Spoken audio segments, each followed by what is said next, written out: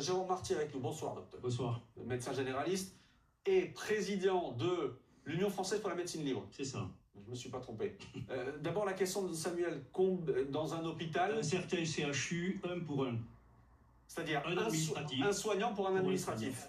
C'était le cas à l'hôpital Georges Pompidou il y a quelques années. Alors ça s'est un peu amélioré, Ouais. mais c'est pathognomonique de la façon qu'ont nos politiques de gérer la santé. Le système est devenu fou et c'est vous qui allez en être les lourdes conséquences, qui allez en subir les lourdes conséquences.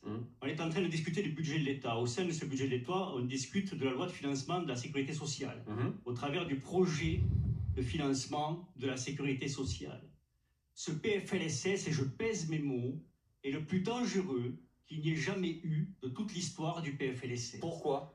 On est en train de fusiller notre système de santé, qui est déjà au sol, pour faire des économies par bricolage dont vous allez être, encore une fois, les victimes.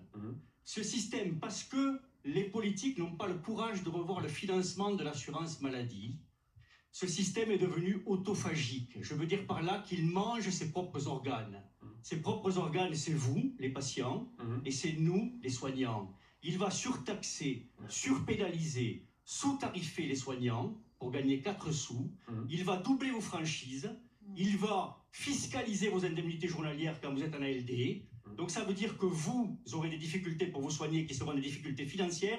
Vous aurez des difficultés pour vous soigner parce qu'il y aura moins de médecins, moins d'entreprises médicales, parce que ça va fermer à tour de bras. Moi, c'est un homme en colère que vous avez ce soir. Ça va fermer à tour de bras, je vous le dis. On a quelque chose, et c'est peut-être l'information la plus importante pour vous ce soir. Parce qu'on ne vous explique jamais ça. Il y a ce qu'on appelle l'ONDAM. L'ONDAM, c'est l'Objectif National des Dépenses d'Assurance Maladie. C'est une enveloppe au sein duquel on met tout ce qui régit les dépenses du soin.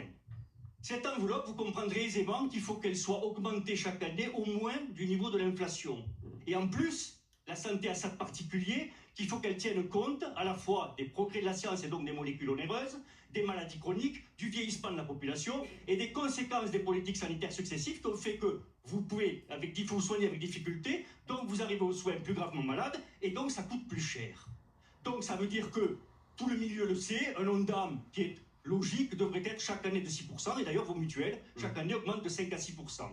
Il va être augmenté pour la ville de 0,9% et pour les hôpitaux de 1,6%. Ça veut dire qu'on va consacrer moins d'argent pour vous soigner tous. Ça veut dire qu'aujourd'hui, vous pensez avoir des difficultés pour vous soigner, parce que c'est difficile de trouver un médecin. C'est difficile d'aller aux urgences et d'attendre des heures sur des brancards. Rassurez-vous, rassurez-vous. Demain, ça va être encore plus difficile, mais ça sera plus cher. Attendez, docteur, on peut prendre un exemple, parce qu'on a Geneviève avec nous. Bonsoir Geneviève.